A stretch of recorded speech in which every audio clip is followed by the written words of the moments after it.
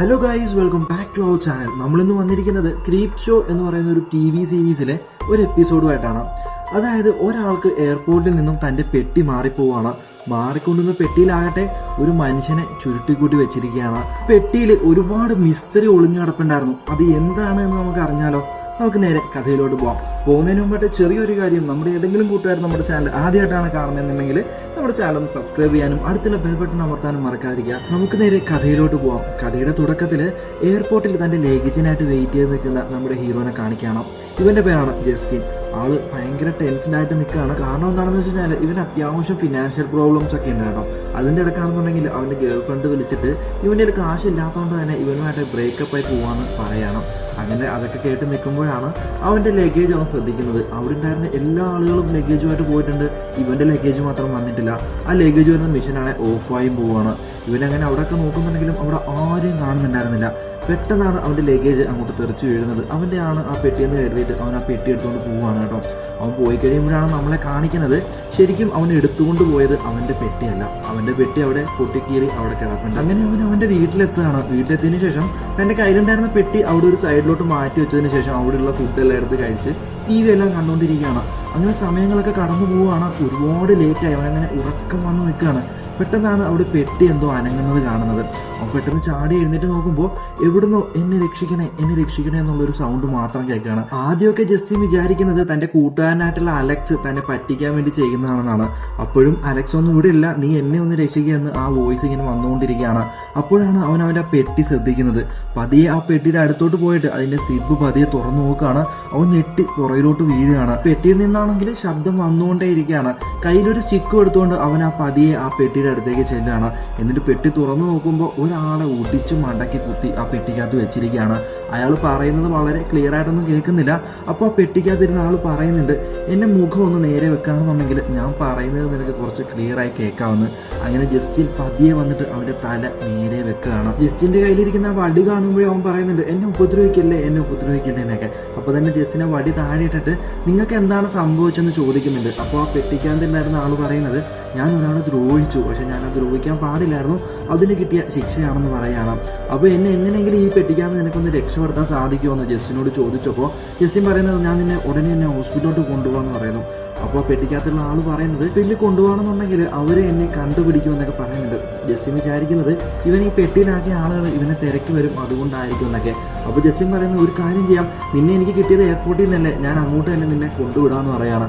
അപ്പോൾ ആ പെട്ടിയിലുള്ള ആൾ പറയുന്നുണ്ട്, അതിനൊന്നും നീ ബുദ്ധിമുട്ടണ്ട, എന്നെ ഒന്ന് ജസ്റ്റ് വെളിയിൽ ഇറക്കുകയാണെന്നുണ്ടെങ്കിൽ ഞാൻ തന്നെ ഇവിടുന്ന് പൊക്കോളാം എന്ന് പറയാണ്. പതിയെ നീ എൻ്റെ കാലൊന്നെടുത്ത് വെളിയിൽ വെക്ക് ആദ്യം എന്ന് പറയണം. അത് കേട്ടിട്ട് ജസ്റ്റിൻ അവൻ്റെ അടുത്ത് വന്നിട്ട് അവൻ്റെ കാല് പതിയെ പുറത്തോട്ട് എടുക്കാൻ ശ്രമിക്കുകയാണ്. കാൽ അനക്കുമ്പോഴേക്കും അയാൾക്ക് വേദന സഹിക്കാൻ പറ്റുന്നില്ല.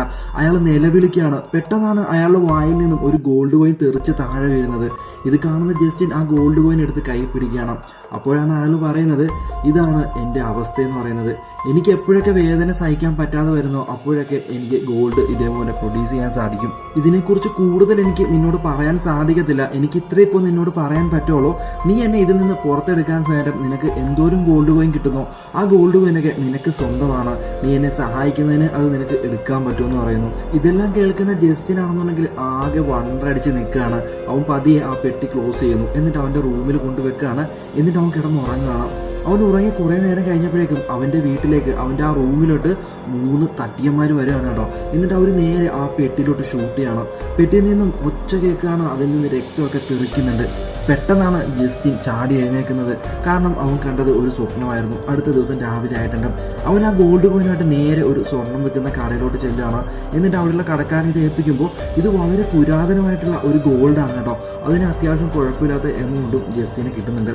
ആ പൈസയും മേടിച്ച് ജസ്റ്റിൻ നേരെ പോകുന്നത് തൻ്റെ കൂടെ ഉണ്ടായിരുന്ന അലക്സ് എന്ന് പറഞ്ഞ തൻ്റെ കൂട്ടുകാരനെ കാണാനായിട്ടാണ്. അലക്സിന്റെ അടുത്ത് എന്നിട്ട് ജസ്റ്റിൻ ഈ നടന്ന കാര്യങ്ങളൊക്കെ പറയുന്നുണ്ടെങ്കിലും അലക്സ് അതൊന്നും വിശ്വസിക്കുന്നുണ്ടായിരുന്നില്ല. നിനക്ക് പ്രാന്താടാന്നാണ് അലക്സ് പറയുന്നത്. അങ്ങനെ ഇവർ രണ്ടുപേരും കൂടെ നേരെ ജസ്റ്റിന്റെ വീട്ടിലോട്ട് പോവാണ്. വീട്ടിലോട്ട് ചെന്നപ്പോഴേക്കും വീടിന്റെ ഡോറെല്ലാം തുറന്നു കിടക്കുകയാണ്. ആരാണ് ഇത് തുറന്നെന്ന് അവർ ആലോചിച്ചുകൊണ്ട് നിൽക്കുമ്പോഴാണ് വീടിന്റെ അകത്തുനിന്ന് ജസ്റ്റിന്റെ ഗേൾ ഫ്രണ്ട് ഇറങ്ങി വരുന്നത്. അവൾ ആകെ കണ്ണു നല്ല പേടിച്ചാണ് ഇറങ്ങി വരുന്നത്. വന്ന പാടെ ജസ്റ്റിന്റെ അടുത്ത് ആദ്യം ചോദിക്കുന്നത്, നീ ഒരു കൊലപാതകമാണെന്ന് ഞാനൊന്നും അറിഞ്ഞില്ല, ഇക്കാര്യം ഞാൻ നേരെ പോലീസിൽ പറയാൻ പോവാന്നൊക്കെയാണ് പറയുന്നത്. കാരണം എന്താണെന്ന് വെച്ച് കഴിഞ്ഞാൽ ആ പെട്ടിക്കകത്തിരിക്കുന്ന ആളെ ഇവള് കണ്ടിട്ടുണ്ട്, അത് തന്നെ കാര്യം. അപ്പൊ തന്നെ ജസ്റ്റിൻ അവളോട് പറയുന്നുണ്ട്, നീ ബഹളമൊന്നും വെക്കാതെ, നിന്നോട് ഞാൻ ഡീറ്റെയിൽ ആയിട്ട് കാര്യങ്ങളൊക്കെ പറയാം, ഇപ്പൊ നിങ്ങൾ അകത്തോട്ട് വന്ന് പറഞ്ഞിട്ട് ഇവർ 3 പേരും കൂടെ ആ വീടിനകത്തോട്ട് ചെല്ലുകയാണ്. എന്നിട്ട് ജസ്റ്റിൻ നടന്ന കാര്യങ്ങളെല്ലാം ഇവരോട് പറയാണ്. പക്ഷെ എന്നാലും അലക്സിന് അതിനോട് വലിയ വിശ്വാസമൊന്നുമില്ല. അലക്സ് അങ്ങനെ മാറി നിൽക്കുകയാണ്. ജസ്റ്റിനും ഗേൾഫ്രണ്ടും കൂടി അവനെ ആ പെട്ടിക്കകത്തുനിന്ന് പുറത്തെടുക്കാൻ ശ്രമിക്കുകയാണ്.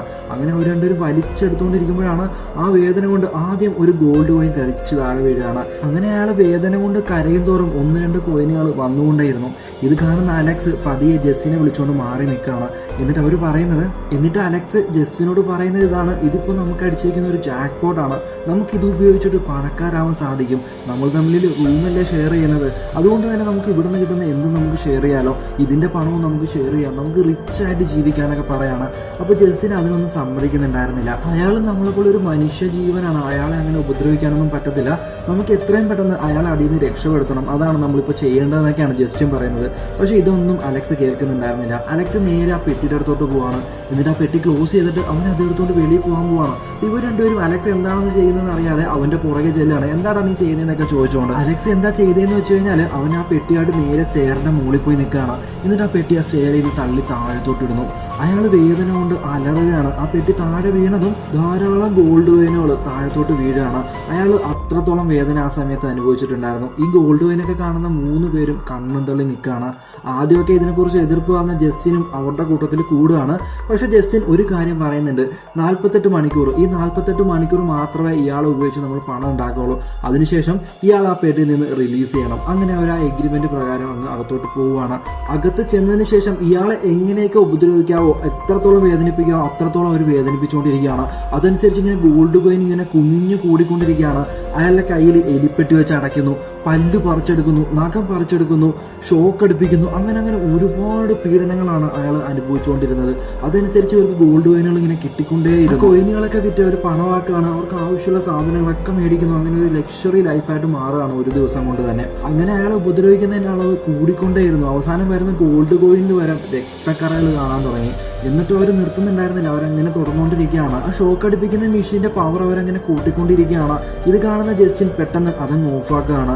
ജസ്റ്റിൻ ഇത് ചെയ്യുന്നത് കാണുന്ന ഇവർ രണ്ടുപേരും എന്താണ് നീ ചെയ്തതെന്നൊക്കെ ചോദിക്കുകയാണ്. അപ്പോൾ ജസ്റ്റിൻ പറയുന്നത്, മതി, നമുക്ക് ആവശ്യമുള്ള പണമൊക്കെ കിട്ടിയിട്ടുണ്ട്, ഇനി ഇയാളെ ഫ്രീ ആക്കി വിടാം, അല്ലാതെ നമ്മൾ എന്തിനാ ഇയാളെ ഇനിയും ഉപദ്രവിക്കണ്ട, 48 മണിക്കൂർ എന്ന് പറഞ്ഞിട്ട് ഇപ്പോൾ അതൊക്കെ ഒരുപാട് കഴിഞ്ഞിട്ടുണ്ടെന്നൊക്കെ ജസ്റ്റിൻ പറയാണ്. പക്ഷെ അവർ രണ്ടുപേരും അതിന് സമ്മതിക്കുന്നുണ്ടായിരുന്നില്ല. അപ്പോഴാണ് ആ പെട്ടി കിടക്കുന്ന ആൾ പറയുന്നത്, ഇല്ല, നിങ്ങൾക്ക് പറ്റുന്നത്ര നിങ്ങൾ ചെയ്തോളൂ, എനിക്ക് തോന്നുന്നു എൻ്റെ ഹൃദയമെടുപ്പ് ഇപ്പോൾ നിലയ്ക്കാൻ പോവുകയാണ്, അതുകൊണ്ട് തന്നെ നിങ്ങൾക്ക് ആവശ്യമുള്ളത് നിങ്ങൾക്ക് പറ്റുന്നത്രയും ശക്തിക്ക് നിങ്ങൾ എന്നെ ഉപദ്രവിച്ചോളൂ എന്ന് പറയണം. പക്ഷെ ജസ്റ്റിൻ അതിന് സമ്മതിക്കുന്നുണ്ടായിരുന്നില്ല. ഇനിയും നിങ്ങൾ ഇയാൾ ഉപദ്രവിക്കാൻ പോവാണെന്നുണ്ടെങ്കിൽ ഞാൻ പോലീസിനെ വിളിച്ച് അടയ്ക്കുമെന്ന് പറഞ്ഞിട്ട് ജസ്റ്റിൻ ആ ഫോൺ എടുക്കാൻ പോകുമ്പോഴേക്കും ജസ്റ്റിന്റെ ഗേൾഫ്രണ്ട് ആദ്യം ഒരു കമ്പി ഉപയോഗിച്ചിട്ട് ആ ഫോൺ അടിച്ച് പൊട്ടിക്കുകയാണ്. എന്താ കാര്യം എന്ന് പറഞ്ഞാൽ അവളെ നേരെ നോക്കുമ്പോഴേക്കും ആ കമ്പി ഉപയോഗിച്ചിട്ട് തന്നെ ജസ്റ്റിന്റെ തലക്കിട്ട് ഒരൊറ്റടി അവന്റെ തല പൊട്ടി ചോര വരികയാണ്. അവൻ അങ്ങനെ അപകടം പണിത്ത് അവൻ എങ്ങനെയെങ്കിലും ഒക്കെ അവിടുന്ന് പോകാമെന്ന് കരുതിയിട്ട് പുറത്തോട്ട് ഇറങ്ങാൻ ശ്രമിക്കുമ്പോഴേക്കും അവൻ ആ സ്റ്റെയറിൽ നിന്ന് ഉരുണ്ട് താഴെ വീഴുകയാണ്. താഴെ വീണ് അവിടെ മൊത്തം രക്തമാവുകയാണ്. ഇത് കാണുന്ന അവന്റെ ഗേൾഫ്രണ്ട് നമ്മളിനി എന്ത് ചെയ്യുന്നു പേടിച്ച് നിൽക്കുകയാണ്. അപ്പോഴേക്കും അലക്സ് പറയുന്നത്, അതൊന്നും സാരമില്ല, 2 പേരെ കുഴിച്ചിടാനൊക്കെ നമുക്ക് സാധിക്കും, അതിനുശേഷം നമുക്ക് ഈ പണമെല്ലായിട്ട് നമുക്ക് എവിടെയെങ്കിലും ദൂരത്തേക്ക് പോകാമെന്ന്. അതിനുശേഷം അവർ പിന്നെയും അയാളെ ഉപദ്രവിക്കാനായിട്ട് ആ ഷോക്ക് അടുപ്പിക്കുന്ന മെഷീൻ എടുക്കുകയാണ്. പെട്ടെന്നാണ് ആ പെട്ടിയിലുള്ള ആളുടെ സ്വരവൊക്കെ മാറുന്നത്. അയാൾ അവിടെ നിന്ന് പൊട്ടിച്ചിരിക്കാൻ തുടങ്ങുകയാണ്. നിങ്ങൾ ഇതിന് അനുഭവിക്കും എന്ന് പറഞ്ഞിട്ട് അയാളുടെ കണ്ണൊക്കെ ഗോൾഡൻ നിറമാവുകയാണ്. പിന്നെ അവിടെ മൊത്തം പുകയാവുകയാണ്. പെട്ടെന്ന് ആ പെട്ടിയിൽ നിന്ന് ഒരു രാക്ഷസൻ, ഒരു ഭൂതം പുറത്തോട്ട് വരികയാണ്. ശരിക്കും ആ പെട്ടിയിൽ ഉണ്ടായിരുന്നത് ഒരു ഭൂതമായിരുന്നു, ഒരു ജിന്നായിരുന്നു. നിങ്ങളെപ്പോലുള്ള ദുഷ്ടന്മാര്, അത്യാർത്ഥിയുള്ള ആൾക്കാർ ഈ ഭൂമിക്ക് ഒരു ഭാരമാണെന്ന് പറഞ്ഞുകൊണ്ട് അവിടെ പിന്നെയും 2 പെട്ടികൾ പ്രത്യക്ഷപ്പെടുകയാണ്. ആ പെട്ടി ഇവർക്ക് 2 പേർക്കും വേണ്ടിയിട്ടാണ് കരുതി വെച്ചിട്ടുണ്ടായിരുന്നത്. പിന്നെ ഇവർ 2 പേരുടെ അലർച്ചയാണ് നമ്മളെ കേൾപ്പിക്കുന്നത്. അതിനുശേഷം അടുത്ത ദിവസം രാവിലെ ആശുപത്രി കാണിക്കുകയാണ്. ആശുപത്രിയിൽ നമ്മുടെ ജസ്റ്റിൻ കിടക്കാണ്. അവൻ അവിടെ നിന്ന് രക്ഷപ്പെട്ടിട്ടുണ്ട്. പക്ഷെ ആൾക്ക് നല്ല രീതിയിൽ പരിക്കൊക്കെ പറ്റിയിട്ടുണ്ട് കേട്ടോ.